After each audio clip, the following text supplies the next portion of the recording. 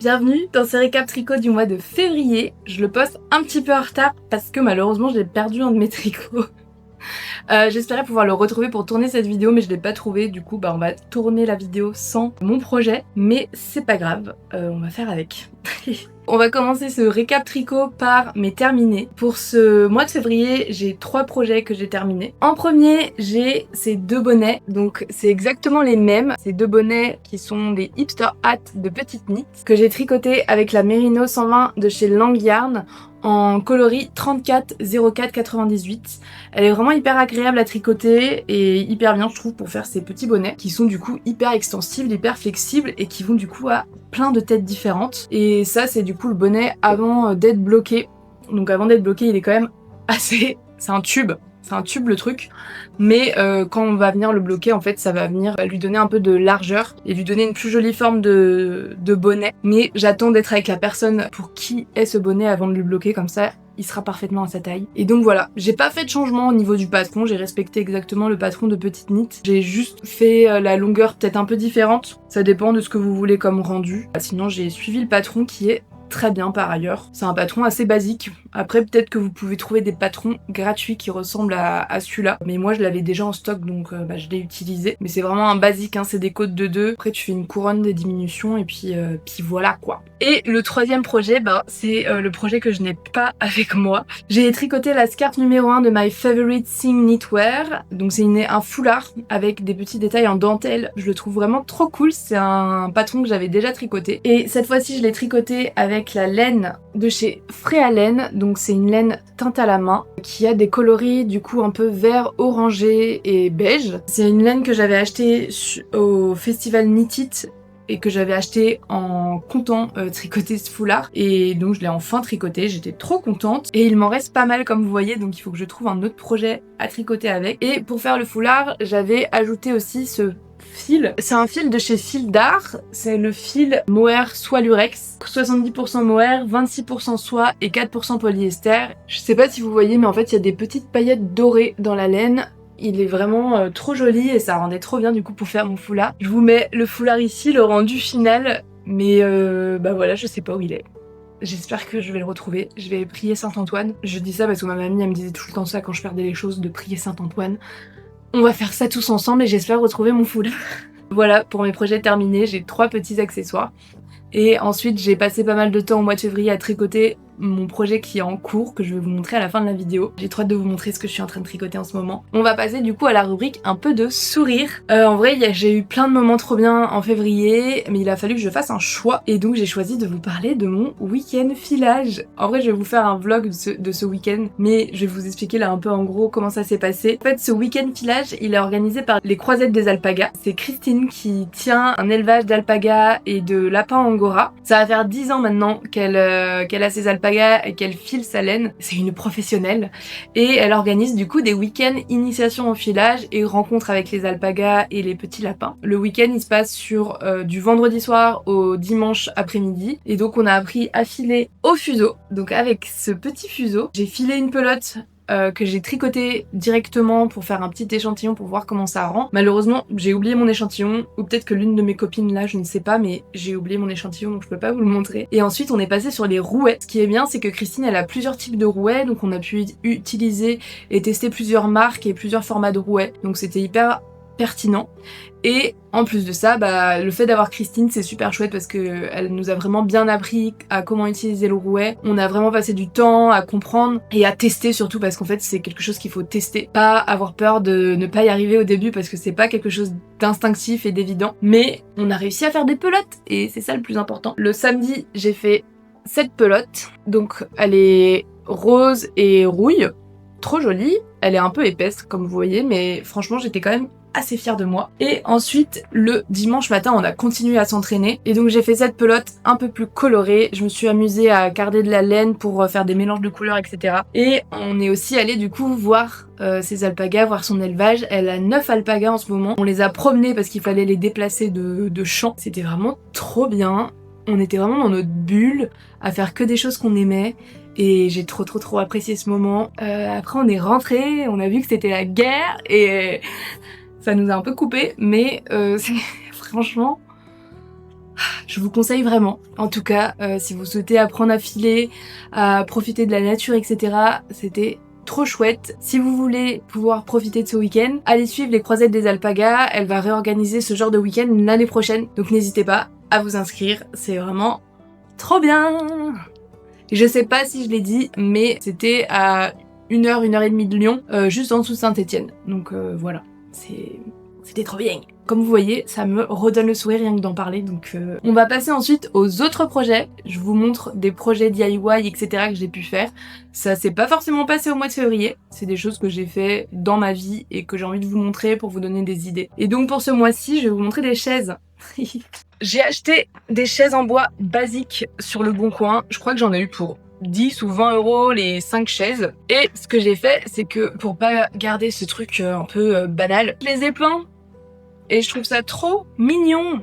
Je trouve que c'est vraiment un projet hyper facile et qui permet juste de rendre un peu de couleur et de peps à des objets qui sont un peu basiques. Vous prenez de la peinture acrylique et vous peignez vos chaises comme vous voulez. Donc là, j'ai fait des rayures et je vais vous en montrer une autre. Et celle-ci, j'ai fait un petit canard. Ici, j'ai fait sa tête avec écrit Queen. Bon, sa tête, elle a pris un petit choc, mais voilà.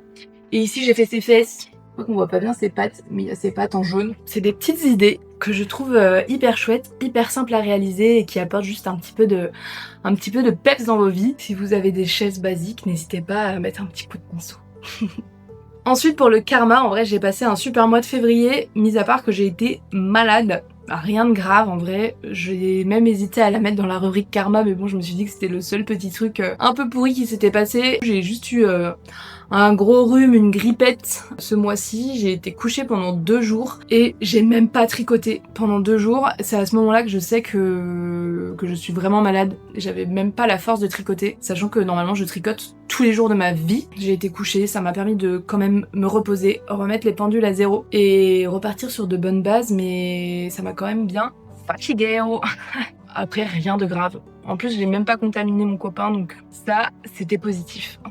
Et pour rebondir sur la rubrique karma du mois dernier, je me suis racheté un nouveau vélo du coup et j'ai recommencé à aller au travail à vélo. Et c'est trop bien, il fait super beau en plus en ce moment, donc voilà. Passe ensuite à la rubrique cœur, donc c'est mon petit favori du mois de février. Pour ce mois, je vous montre encore une artiste indépendante, mais j'ai acheté un calendrier et j'en suis trop contente. Le calendrier de Mimo Design, si vous voulez aller voir sur Instagram. Je l'ai connu grâce à Instagram ou TikTok, je ne sais plus. Je le trouve vraiment trop mignon. Là, il y a les numéros, c'est à chaque page, c'est des formes différentes, on va dire, et chaque dessin, forcément, il est différent sur chaque page. Je vais vous montrer les mois précédents qui étaient trop beaux. Donc ça, c'est le mois de février avec les petits chats. Je l'ai trouvé trop cool. Et mon coup de cœur, c'est le mois de janvier.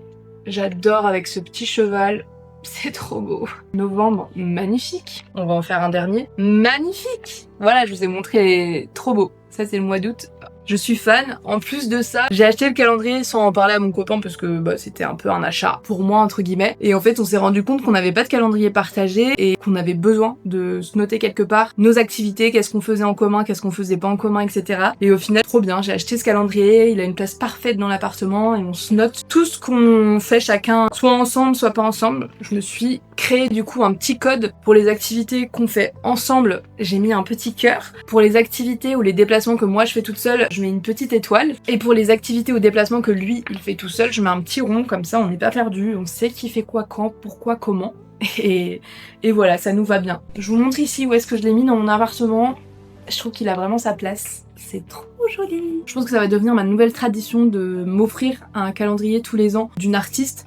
Bon, soit je reprendrai celui de Mimo Design l'année prochaine, soit j'en trouverai d'autres, on va voir, mais je le trouve vraiment très joli celui-là. Je crois qu'il m'a coûté environ 40 euros. En vrai, moi j'étais prête à mettre plus, tellement j'aimais cet objet. Mais c'est vrai qu'après, c'est quand même pas donné pour un calendrier. C'est vraiment un luxe, un cadeau à offrir, quitte à ce que je demande ça pour Noël. Enfin bref, je verrai bien, mais c'est vraiment beau quand même. Et j'adore pouvoir soutenir des petits artistes. Et enfin, on va voir du coup mes projets en cours. J'ai trop hâte de vous montrer. Je suis en train de faire la Dagmar jacket de Petite Knit. Elle est comme ça. Et le dos, c'est trop beau.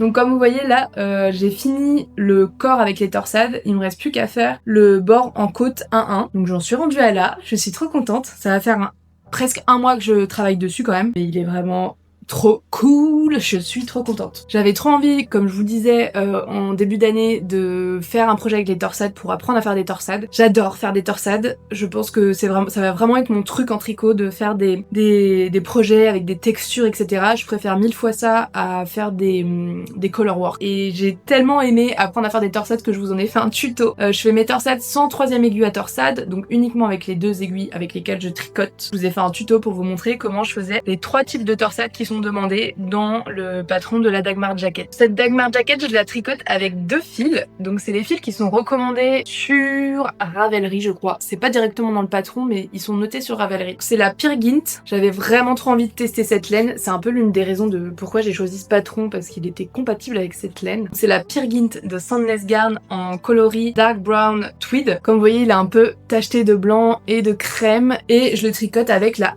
Alpaga Folgetrad, je sais pas du tout comment ça se dit, en coloris Cacao Nibs. Ça, c'est un fil 100% alpaga, très fin, très beau. Et en fait, il vient vraiment adoucir la laine, parce que la Peer Gynt, c'est quand même une laine un petit peu rustique. Elle pique pas, mais elle est un peu rêche au toucher. Mais légèrement, en vrai. Moi, je pensais qu'elle serait encore plus rustique que ça. Et ça vient vraiment adoucir la laine, ce qui fait que le gilet, en fait, il est plutôt doux et vraiment très agréable à porter. Donc j'en suis vraiment trop contente. Je pense pas que je l'aurais fini quand même au mois de mars, ça me paraît, parce qu'il me reste 2 grosses manches à faire quand même, et les bords. Mais qui sait, peut-être que je l'aurai terminé, on verra. Mais en tout cas, j'avance bien dessus et hyper agréable à tricoter. Par contre, le patron, il est vraiment pas fait pour les débutants, je pense. Je sais pas si j'aurais bien réussi à le faire il y a un an, parce que il faut apprendre à lire les diagrammes, il faut apprendre à faire les torsades. Enfin, ça fait beaucoup de choses à intégrer, et si t'es encore à apprendre les bases du tricot, enfin, c'est pas évident. Mais si t'es à un niveau intermédiaire, on va dire plus, que t'as déjà pratiqué 2 ou 3 gilets, je pense vraiment que c'est vraiment un patron hyper cool à faire. Et mon deuxième projet, je change pas trop, je suis encore sur un hipster hat. Cette fois, il est kaki et vert. J'ai fait un mélange de la Merino et du fil Merino de chez Knitting for Olive. Donc c'est le vert qui me restait de mon gilet. Je le tricote avec les mêmes aiguilles, donc 3,5, mais par contre j'ai fait la taille d'en dessous pour qu'au final il fasse la même taille. En gros, j'ai monté que 92 mailles au lieu de 110. Je sais plus combien il y en a là, mais 100 et quelques. Puisque le fil est plus large, donc ça fait un tour de tête plus large. C'est pour mon frère, c'est lui qui voulait ces couleurs vertes, donc j'ai mélangé les deux pour pouvoir faire un joli bonnet. N'hésitez pas à me dire en commentaire vous ce que vous faites en ce moment, si vous avez des favoris, ce que vous voulez faire comme projet courant du mois de mars, etc. J'adore vous lire, donc n'hésitez pas à me dire en commentaire. N'hésitez pas à vous abonner si vous voulez voir la suite de mes vidéos, notamment le vlog de week-end filage et mon prochain récap tricot. Et voilà, je vous fais des gros bisous.